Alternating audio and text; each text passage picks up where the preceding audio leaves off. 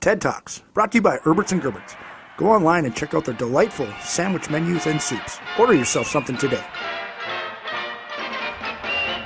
Ted Schwerzler back for another TED Talks Twins from at Twins Daily, at TL Schwerz on Twitter.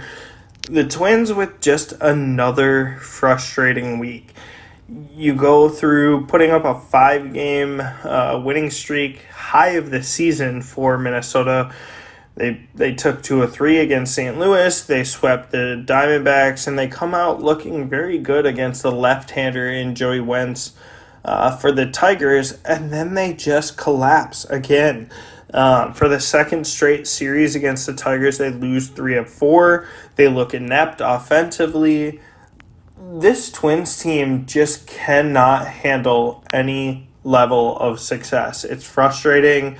The middle relief has been terrible all season long, and the front office did nothing at the trade deadline, so you have your Dylan Floro, Jordan Balazovic, rotating and revolving door there through the middle, and it's ugly.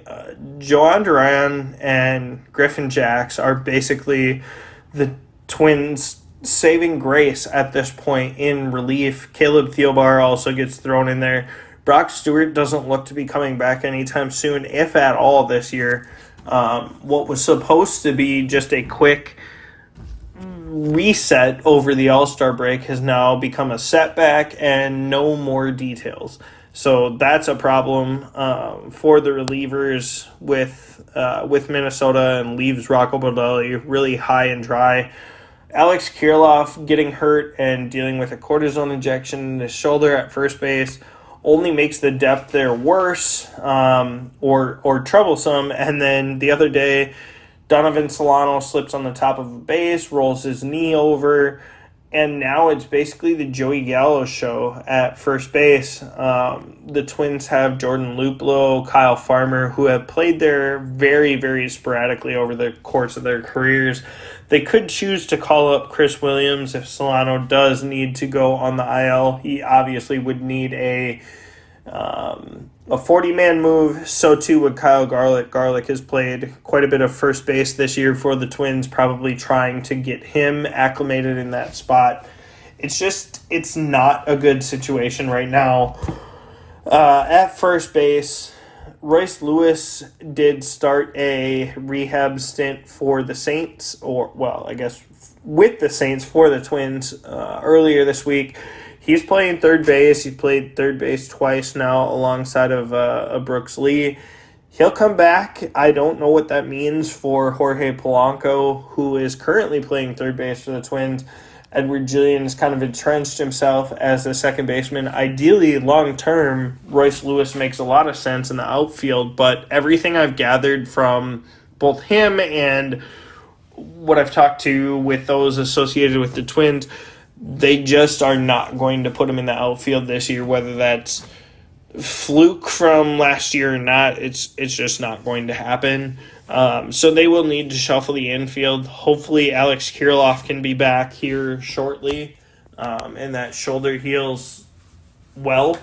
I don't know if that means, Joey Gallo, the end of the line there, or Jordan Luplow, who they did recently claim after making no trades for right-handed outfield bats. He does have an option, so he could go back to AAA without being lost. But right now, the Twins are kind of on a rudderless ship. Things go well for a couple days. Things go bad for a couple days. Cleveland doesn't really do anything, so they get to stand pat. It's a very ugly cycle. They will go to Philly over the weekend and play a much better Phillies team. However, Minnesota has fared well against good teams this year, so that could be a benefit for them. And then they will return home for the final 2 games against Detroit this season. They already have lost the season series, so that's not ideal, but it would be good to tag Detroit with a couple losses here at home. The strength of schedule really doesn't matter if you're not going to win games. So hopefully they can get on another winning streak here. Dallas Keuchel on Friday, and we'll see where it goes from there. Check in next week.